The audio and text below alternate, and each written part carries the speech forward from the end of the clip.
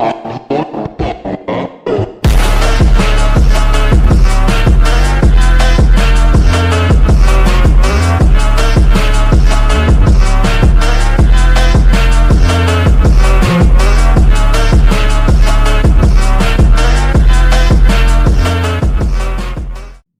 what is up everyone? Bullitt Gaming here today, and today we're going to be here back in Greenville, and today we're going to be reviewing the 2000, I think it's 7 or 9 or something like that, Carrera GT. So, this car, I've actually seen IRL, I'll have pictures of it up on screen, but this car was added a few updates ago, and I'll also have that video up on screen when it was added, but this car was added a few updates ago, and I thought about it, and I never really did a official review on it. So we're going to be doing a review on it. So right off the bat, one thing you may notice is that the locks are red on this side, and they're also red on that side. Only the dealership car had red and blue locks. None of the rims allow for a red and blue combo, so you're going to have to get either red or blue.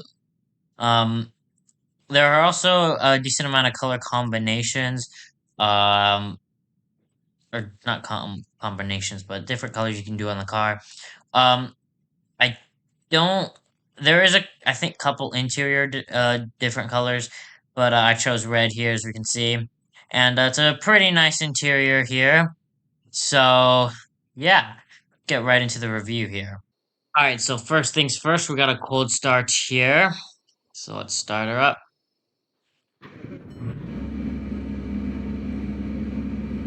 There you go, and then rev.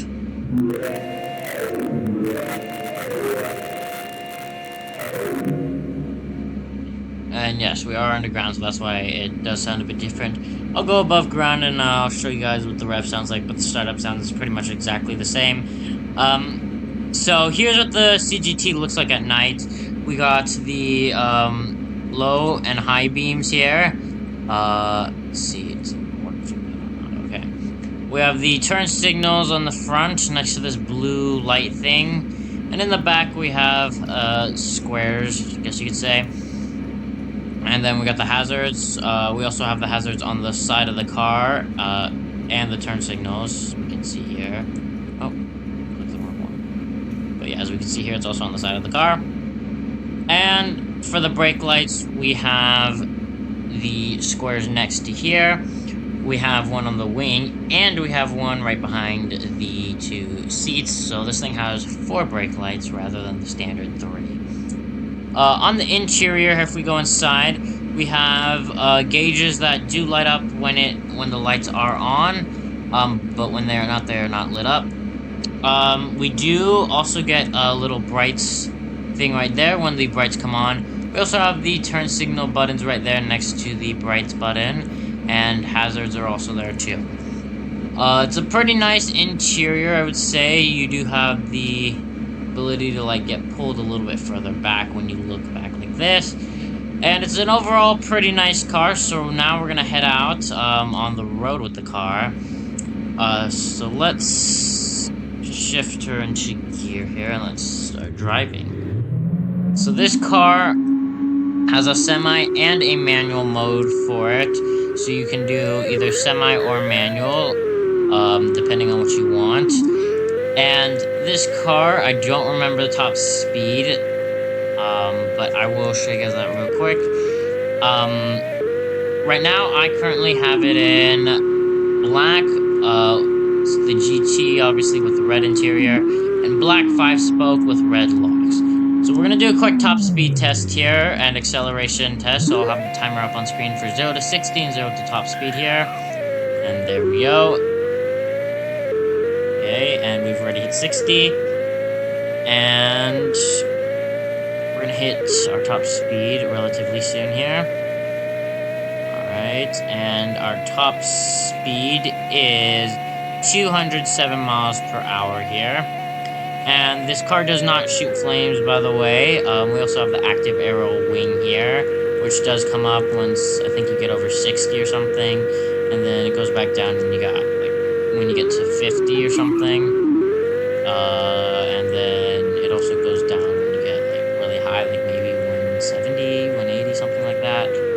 So, the cost for this car is about, I'm pretty sure, $1.3 million. And it's a really, really nice car. But yes, the Carrera GT starts at 1.3 million, and I think it only is 1.3 million. So here are the colors you got. You got GT Silver, Faience, Yellow, Basalt Black, Black, Cobalt Blue, Seal Gray, Ruby Stone Red. That is not red. Guards Red. So you have GT with beige interior, GT with black interior, GT with red interior as the trims. And of course, top speed of 207 miles per hour, 605 horsepower, 11 miles per gallon, and a weight of 3,043 pounds. Rear wheel drive, of course, and only has 2 seats. So here we have the silver 5-spoke with red locks, black 5-spoke with red locks, black 5-spoke with blue locks, silver 5-spoke with blue locks, and then we're back to silver 5-spoke with red locks. There are no red and blue lock options, which kind of sucks, but there is no red and blue locks option. So, this car is going to be the cheapest car of the series, and it's a car that I think a lot of people don't really go for. Although it is probably the best car you could probably get.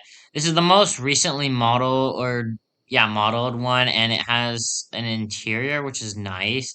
Um, this is, as of now, other than the Tesla Roadster, which we're not even gonna count, this is the only car with an interior that works. Of course, the gauges don't work, but I mean, we still have like a light thingy right there. We have the turn signals and stuff that work on the gauges, and that's enough. Now I don't remember how long ago this car was added, but for being added, however long ago it was, it's maybe like a year ago, almost something like that. It's still a pretty nice car, and honestly, think this is the best uh supercar slash hypercar you could get as of now. It's the best modeled, and it's a very fun car to drive. You know, you can easily do donuts and stuff in it.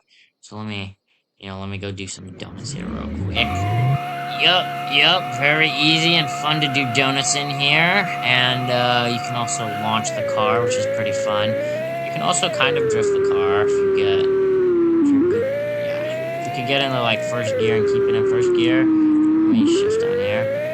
You can somewhat drift the car at like somewhat low speeds. Yeah, it's not gonna work now, of course. But yeah, you can drift the car too. If you're good enough, you can somewhat drift it. I'm over here not even able to drift it. It's a fun car to actually launch, because then you gotta like do a little burnout right before launching. This actually does remind me, does my glitch work on this car? I don't know if my glitch works on this car. So, go like that. Okay, hold the brake. Okay, that doesn't work. Yeah, no, it's not gonna work. Okay. Oh well. It doesn't work on this car, but yeah, it doesn't work on this car, but some cars, if you do all 3 of those, it makes you do like a burnout, which is, yeah, that's pretty fun. But this car doesn't do that. It's still a very fun car to drive. Has very great handling. It's very hard to lose control of, actually, at high speeds. Some other cars are very easy to lose control of at high speeds. Dodge Daytona. But this car is very easy.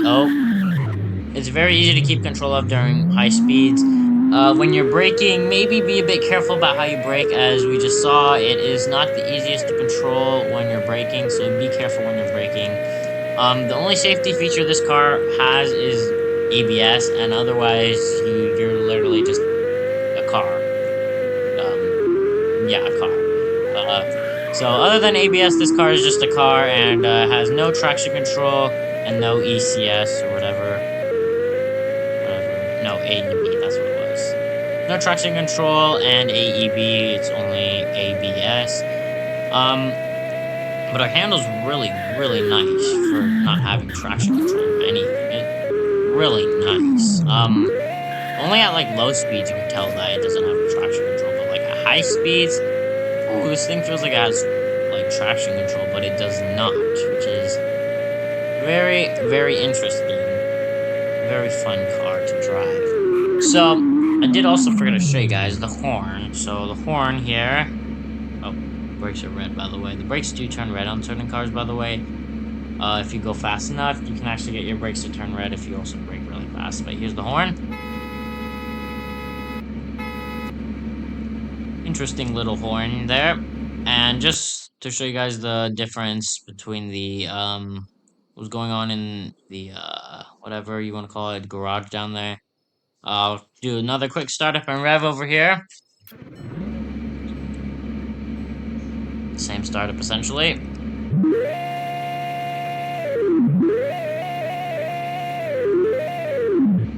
then the rev there.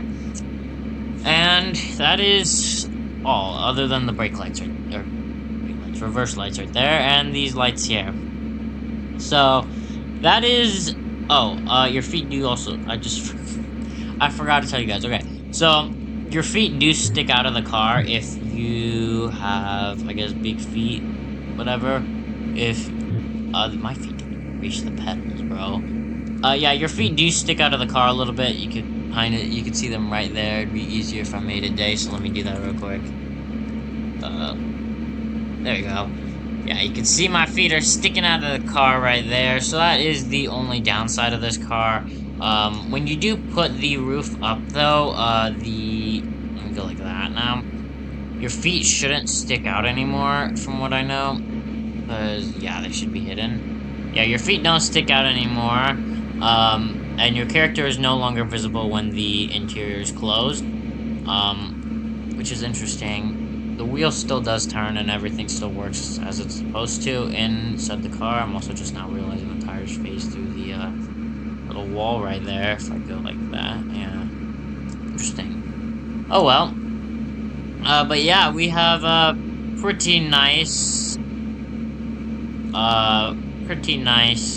CGT here. And it is very, very well modeled. The interior and exterior, you have very, very smooth lines. And it's an overall really nice car to have. I think a lot of people overlook this car because they're like, ooh, I want the speed tail. It's really nice and fast. But, I mean, honestly, I'd say get this car before you get the speed tail. You might like this more than the speed tail. And when you have enough to get the speed tail, sell this car and get the speed tail, you know? You may actually end up liking this car more than the speed tail. And the reasons as to that will be linked up here. If I've done a review on the Speedtail, which I'm pretty sure I have. Those reasons will be up there, you will see. But, it's a pretty nice car here. So, yeah, that is gonna be all for today's Carrera GT review. It's a very nice car, definitely, I would say, worth the $1.3 million. You don't see very many of these around, and it's, you know, pretty nice to see one occasionally. It's even cooler to see is like a Pagani, but because those are not on sale anymore. But you know, you can't get them anymore, so I'm not even gonna dare review that. But yeah, pretty nice CGT we have here. So yeah, I think it's definitely worth the $1.3 million. And if you're saving up for something more, like a, I don't know, F40 or whatever, I suggest getting this first and seeing if you really enjoy the car, and maybe you may decide to keep this car instead of getting the other car you wanted. But yeah, I really like this car, and I would really suggest getting this car before you get any other hypercar or supercar. And then after you get this car, you build up to other super hypercars. But this would definitely be the first car I suggest getting, and hopefully you guys see why. But I think that's gonna be all for today's video. So if you guys enjoyed today's video, please leave a like and subscribe. It does help me out. And then don't forget to join my Discord down below so you know when I post new videos like this one. But with that, everyone, have a great day, and I'll see you guys again next time. Goodbye.